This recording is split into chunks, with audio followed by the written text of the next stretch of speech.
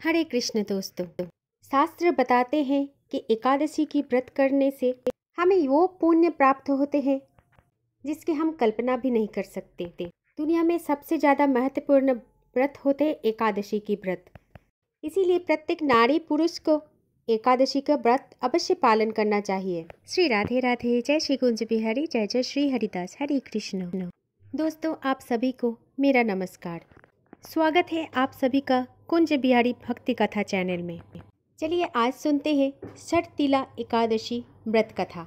दोस्तों, एक समय की बात है जब दालभय ऋषि ने पुत्सल्य ऋषि से पूछा, हे संत महाराज, पृथ्वी लोक में मनुष्य ब्रह्म हत्यादि महान पाप करते हैं। पराये धन की चोरी तथा दूसरे की उन्नति देखकर ईर्ष्या करते हैं। साथ ही अनेक प्रकार के व्यसनों में फंसे रहते हैं, फिर भी उनको नरक प्राप्ति नहीं होता। इसका क्या कारण है? वो न जाने कौन सा दान पुण्य करते हैं जिससे उनका पाप नष्ट हो जाते हैं। ये सब कृपया पूर्वक आप कहिए। पुलस्त्य मुनि कहने लगे कि हे महाभाग, आपने मुझसे अत्यंत गंभीर प्रश्न पूछा है और इस प्रश्न से संसार के जीवों का अत्यंत भला होगा। इस भेद को ब्रह्मा, विष्णु, रुद्र तथा इंद्र आदि भी नहीं जानते, परंतु मैं आपको यह गुप्त तत्व अवश्य बताऊंगा। उन्होंने कहा कि माघ मास लगते ही मनुष्यों को स्नान आदि करके शुद्ध रहना चाहिए। अपनी सभी इंद्रियों को बस में कर लेना चाहिए, जैसे काम, क्रोध, लोभ, मोह, अहंकार, ईर्ष्या तथा द्वेष आदि का त्याग कर सिर्फ और सिर्फ भगवान का स्मरण करना चाहिए। पुण्य नक्षत्र में गोबर, कपास, तिल मिलाकर अनेक केंड बनाना चाहिए और उन केंडों से 108 बार हवन करना चाहिए। उस दिन मूल नक्षत्र हो और एकादशी तिथि हो तो अच्छे पुण्य देने वाले नियमों को ग्रहण करें।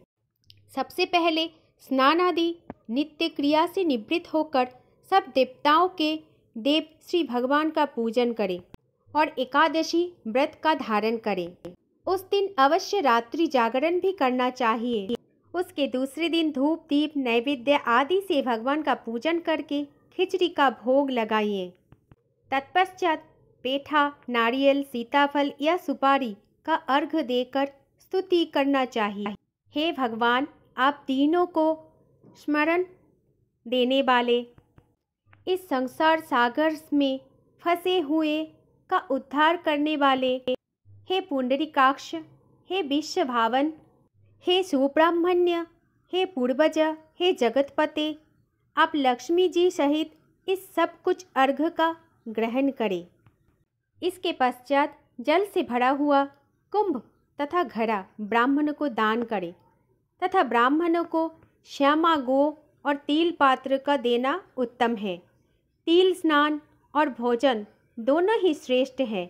इस प्रकार जो मनुष्य जितने तिलों का दान करता है उनको उतने ही 1000 वर्ष तक स्वर्ग में वास करने का आशीर्वाद मिलता है। तिल स्नान, तिल का उपटन, तिल का हवन, तिल का तर्पण, तिल और तिल का दान, ये 6 प्रकार की तिल है।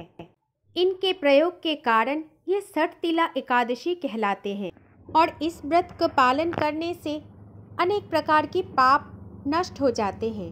इतना कहकर पुलस्त्य ऋषि कहने लगे, अब मैं तुमसे इस एकादशी की व्रत कथा कहता हूँ। एक समय नारद जी ने भगवान विष्णु से यही प्रश्न किया था और भगवान ने जो षटतिला एकादशी के महत्व नारद जी से कहा, सो मैं तुमसे कहता हूँ। भगवान ने कहा, नारद जी, आज मैं आपको षटतिला एकादशी के बारे में एक कहानी सुनाऊंगा और आप ध्यान पूर्वक सुनो। प्राचीन काल में मृत्युलोक में एक ब्राह्मणी रहती थी। वह सदैव व्रत किया करती थी। एक समय 1 मास तक वो ब्राह्मणी व्रत करती रही। उससे उसका शरीर अत्यंत दुर्बल हो गया। वो ब्राह्मणी अत्यंत बुद्धिमान थी, तथापि उसने कभी देवताओं को या कोई ब्राह्मणों को निमित्त अन्न या धन का दान कभी नहीं किया था।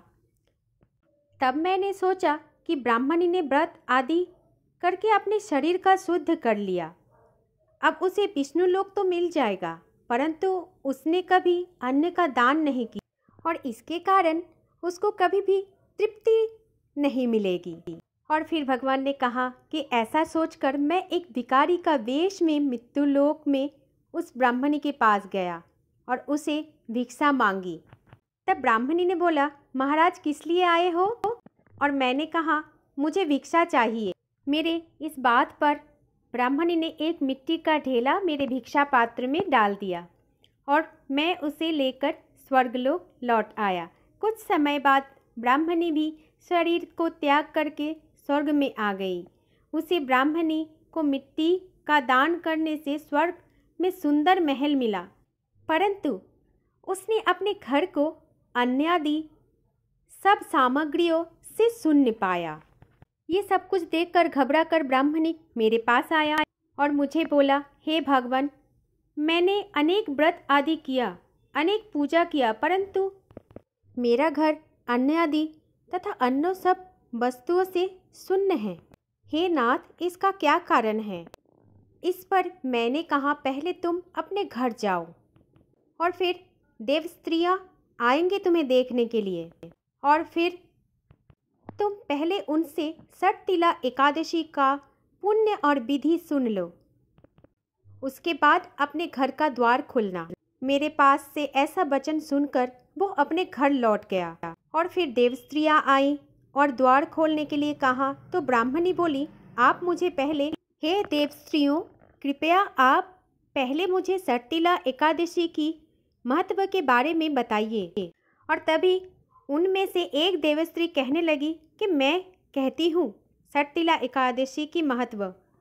जब उस ब्राह्मणी ने षटतिला एकादशी की महत्व सुना तब द्वार खोल दिया और फिर वो देवस्त्रियों के कथा के अनुसार उस ब्राह्मणी ने षटतिला एकादशी का पालन किया और व्रत की हेतु ब्राह्मणी ने अन्न का दान किया, तिल का दान किया, 60 तिल का दान किया और षटतिला एकादशी के प्रभाव से उसका घर भी अन्न आदि समस्त सामग्रियों से भर गया।